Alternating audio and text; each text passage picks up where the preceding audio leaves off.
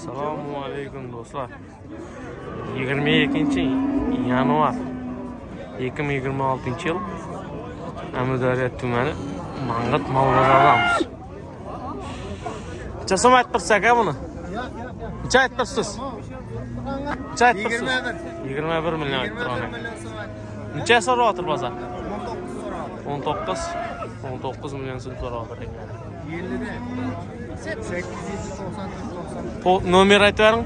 50'den. 50'dan 894. ana shu nomerga bog'lanaverasiz do'stlar.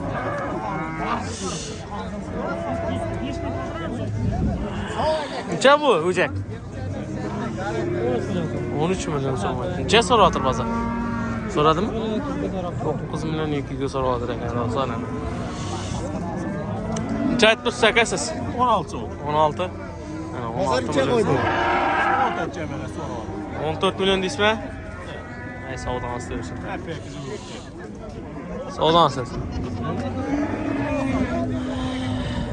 Necha aytdirsiz aka buni? 18 million ayttirgan ekan.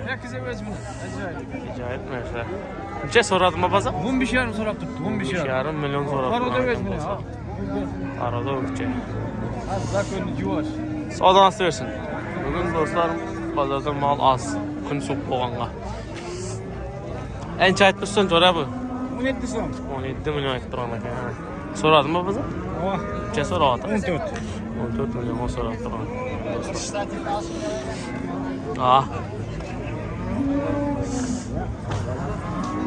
Necha aytdirsiz aka buni?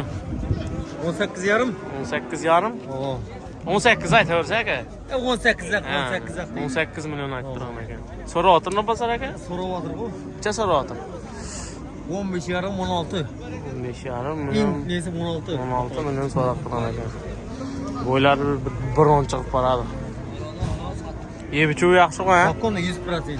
Mang'itning moli, ha? Mang'itning moli. Savdodan istersin aka.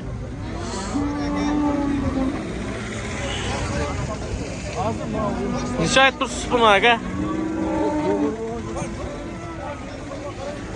Necha? Necha aka?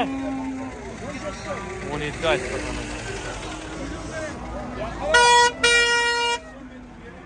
17 million. Bo'ylar bir 20 chiqib boradi.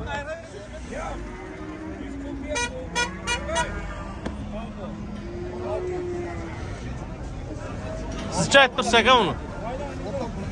19 million ayttirgan ekan. Dostlar. So'radimi bozor? Aka necha aytdirsiz uni? 14 aytdim. Necha so'rayapti bozor? 12. Savdodan istiyorsun. Necha aytdirsan? Tushiraman, aytaver, malni tushiraman, sen tushiraman. Necha aytdirsan Jahan? 18 ayttirgan ekan Jahan. Necha so'radimi bozor? 16 million so'rab turgan ekan. Savdongni bersin. Do'stlar, shu molni oldik. 60 ming so'mdan tarazga. 200 ming so'm qayta oldik. Skidga aytib. 81 kilo keldi.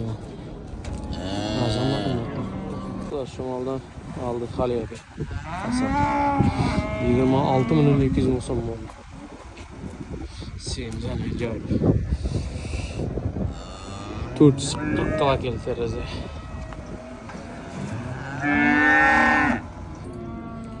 Şu mallar 35 milyondan aylık tuttu. 35 milyondan aylık tuttu. Greenfootlar. Uyda bağlı tuttu.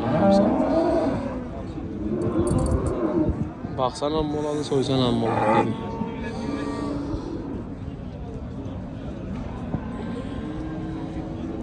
Satılalım. Kızıkkallar var.